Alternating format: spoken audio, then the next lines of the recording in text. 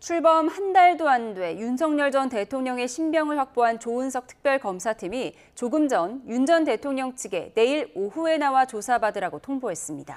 차혜병 특검팀은 VIP 병노설과 구명 로비 의혹 규명을 위해 강제 수사에 착수를 했습니다. 취재기자 연결해서 자세한 내용 알아보겠습니다. 김철희 기자.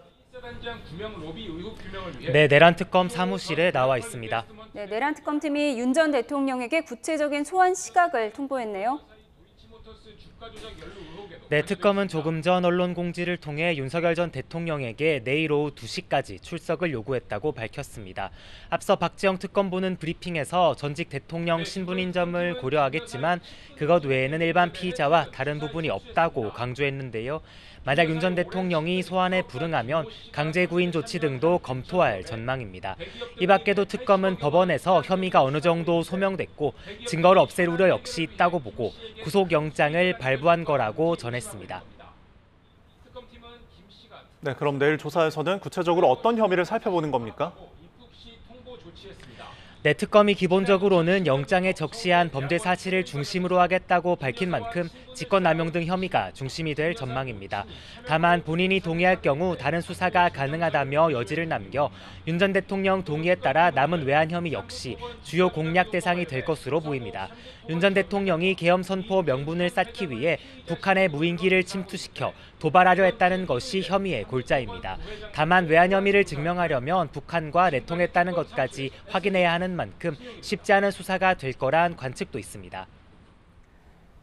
네, 구속영장 유출과 관련해서도 특검이 수사를 예고했죠.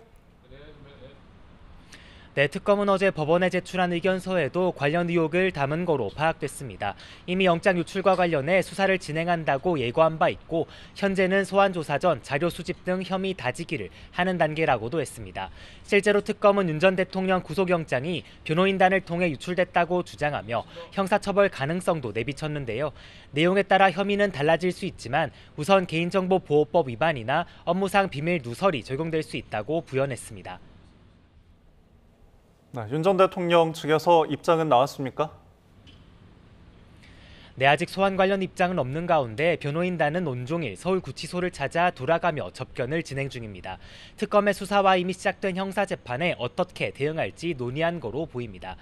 윤 전 대통령은 오늘 열린 형사재판에는 건강상 이유를 들어 출석하지 않았는데요. 대신 출석한 변호인들이 적법한 소환이 이루어졌는지 의문이라며 문제를 제기하기도 했습니다. 이후 재판은 윤 전 대통령이 불출석한 상태에서 기일 외 증거조사 방식으로 진행됐습니다. 네, 최상병 특검은 첫 강제 수사에 나섰다고요?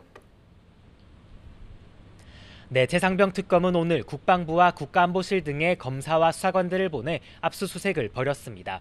특검은 이종섭 전 국방부 장관과 전야규 대변인, 임기훈 전 국가안보실 국방비서관과 이시원 전 공직기강 비서관 등도 강제 수사 대상이라고 설명했는데요. 들어보시겠습니다.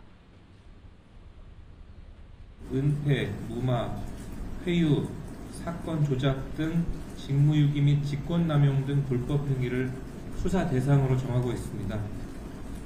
특검은 이 부분 수사 대상과 관련하여 국가안보실은 이른바 VIP 경로설의 진원지가 된 수석비서관 회의가 열린 곳입니다. 압수수색 대상에 오른 사람들은 이와 관련됐거나 사건 회수에 관여한 것으로 의심받고 있습니다. 또 구명로비 의혹의 핵심 인물로 꼽히는 이종호 전 블랙펄 인베스트먼트 대표에 대한 압수수색도 진행됐는데요. VIP 경로설뿐 아니라 구명로비 의혹에 대해서도 특검 수사가 본격화했다는 관측이 나옵니다. 지금까지 내란 특검 사무실에서 YTN 김철입니다.